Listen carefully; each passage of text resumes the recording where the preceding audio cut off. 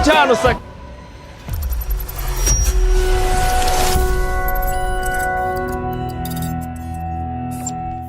Rero tukaba tugeze kuri National Stadium Singapore agiye kubera umukino ugiye guhuza ikipe ya Arsenal na AC Milan.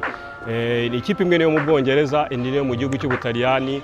N'amakipe akunda afite umubano mwiza kuko bakunda gukina imikino myinshi igiye itandukanye.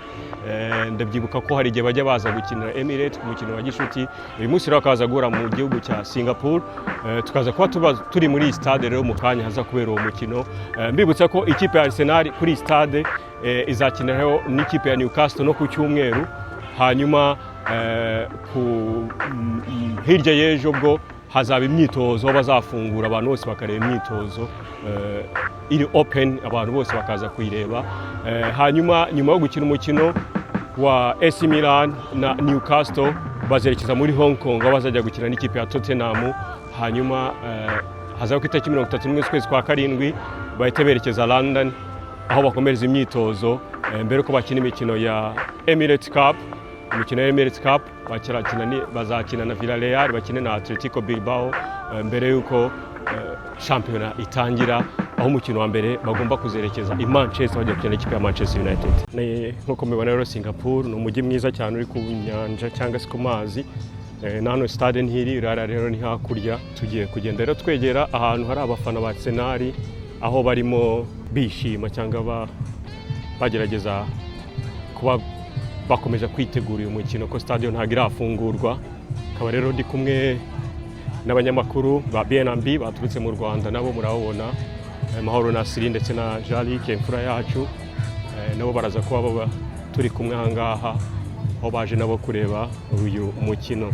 Uyu rero akaba ari umurongo w'abantu barimo bagenda bagura imyenda ndetse no kwifotoza ahangaha mbere yuko match iza gutangira. Ibirori banza gutangirira hanze. Abarejeje b'ikipe ya AC Milan Pato na Sevinho baba bageze ahangaha bakari kumwe na mascotte rero ikipe ya AC Milan. Mu kanya turaza kuba twakira n'abarejeje b'ikipe ya Arsenal aho Gilberto Silva aza kuba ahangaha muterankunga cyangwa umfatanya ibikorwa ikipe ya AC Milan ndetse n'ikipe ya Arsenal. Akaba ariyo mpamvu rero bakunda guhuza zino kipe. Murabona ko hari n'abakozi bayo kuri uyu munsi rero bayihagarariye ahangaha. Pato rero karimo asinyira abafana ikipe cyangwa abantu bamukundaga kiriya gihe cya kera kuri AC Milan. Karimo rero arimo agenda abasinyira ku myenda yabo. Bamwe bazanye n'imyenda yakinishaga kera gikina muri AC Milan yanditse izina rye.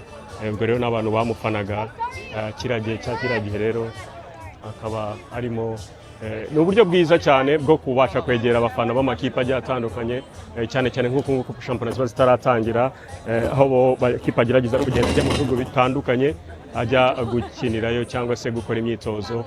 Bamwe mu baregendi bayo cyangwa abakinnyi babo bayakiniye kera bakabasha kuba hafi, bakibutsa abafana babo ba kiriya gihe ndetse n'abamakipe yabo mu buryo butandukanye. Twatwaye rero kuba baregendi b'ikipe ya AC Milan, mu kanya tuzaza kubona n'ikipe ya Arsenal. Wallahi kabisa ubona yuko n'inzozi ziba zibayima mu bantu, n'inzozi ziba zibayima abantu ubona kuri televiziyo, abantu ubona ku ma social media, byarenze kabisa.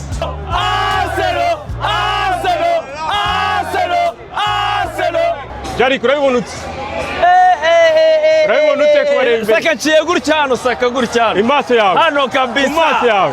Saliba Rice man. Odegaard captain. N'uburi imbere we na Saka. Saka urumva ni vice captain. Odegaard ni captain ikirongozi ayo. Abandi bakazasiga inyuma. Bakareba bagiye kwicyuza mu kanya baraza gusubira inyuma hanyuma uze kuraba. Iyo burudani nta kindi mbaza, nta kindi mbaza. Nta kindi mbaza. Nyuma kuri amakipe yawe yose ukunda. Nta kindi mbaza kabisa. Nta kindi mbaza yo ari kipe yagenda yibonye nta kindi. Reka shaka bikera risete, reka shaka bikera risete. And forever. Whatever the weather. Amakipe rero yose akaba agiye gusohoka mu rwambariro aho bagiye kuza gutangira gukina. Nuko rero byifasha na Singapore. Basifuzi rero amakipe akaba arangaje imbere. Rafael Leao kari kapiteni y'ikipe ya AC Milan, Bukayo Saka akaza kuba ari kapiteni y'ikipe ya Arsenal kuri uno munsi mu bakinnyi babanjemo. Bakaba bambaye wa mwenda wabo bazabakinisha basohotse hanze ubururu. Mu kanya rero abakipe yose rero akaba asohotse. Ubyakiriye ute bino munsi? Abana ni ibirori kabisa. Nacho kubaza ni ibirori kabisa. Ndaje kubaza. Ewana ni ibirori. Arsenal trifingi ya Rwanda rwacu urayibona kabisa. Ya nabo bari gufata. Barimo gufata amashusho hawe. Aho rero amakipe navuga ko ikintu navuga ko match ngingi ajarike amakipe yegera abafana bayo cyane kurenza uko tubabona nko Premier League. Cyane kabisa urumva yuko babaje bideprashe nabo kugira ngo abafana baze babegere bababona urona yuko ni ikintu cyiza cyane kabisa. Gane n'abantu benshi baturutse mu bihugu bigiye bitandukanye byegere cyane kino gihugu cya Singapore, abantu muri za Vietnam, abantu muri China, abantu muri Malaysia, abantu muri Australia, abantu baturutse ku migabane myinshi igiye itandukanye bari ahangaha bose kureba aho ano makipe aza kuba kina kuri uno munsi. Mnaonaje hii game ya leo? Kwangu mimi naonelea game ilikuwa mzuri kabisa, lakini tungefuta mabao mengi zaidi kushinda. Ukiangalia wachezaji walionunuliwa na wachezaji wanahitaji kuja. Tumesikia kuna wachezaji wengine hatujawaonyesha lakini wameshawanunua. Mnaona Arsenal inaweza ikapambania kombe mwaka huu? Hii mwaka ni yetu. Kwanza tumeanza vizuri, tumechukua kakikombe hata kama ni ya chai iko sawa. Ya, kombe ni kombe wanasema hivi. Kombe hii mwaka tunaenda full throttle. Kwanza Icores. Huyo atakuja kuwamaliza. Nadhani huyo wakimuonyesha. Nasikia wakimuonyesha tunaweza kumuona hapa na Sunday. Wakimuonyesha Friday, Sunday tunaweza kumuona hapa, hata sipo chetu tunamuona hapa. Tunatarajia kumuona. Manake huyo tu ndio tulikuwa tunakosa kwa hiyo kosa. Kenya unashabiria timu gani? Najua kuna timu pale yani zipo na ubishi sana. Mimi ni Mkenya ni mtu wa Gor Mahia. Kogalo. Asante sana. Tunashukuru. Kaka unaitwa nani wewe? Unashabikia timu gani? Nimeona leo. Jina naitwa Kemondo kutoka pale Kenya. Game imeanza vizuri sana.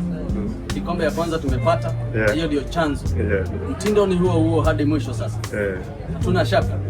Okay. Jana yetu pale Saka amesaka mbao na akalipata. Na kama man of the match. Of course, man of the match. Tuendelea hivyo hadi mwisho. Alright, asante. Asante.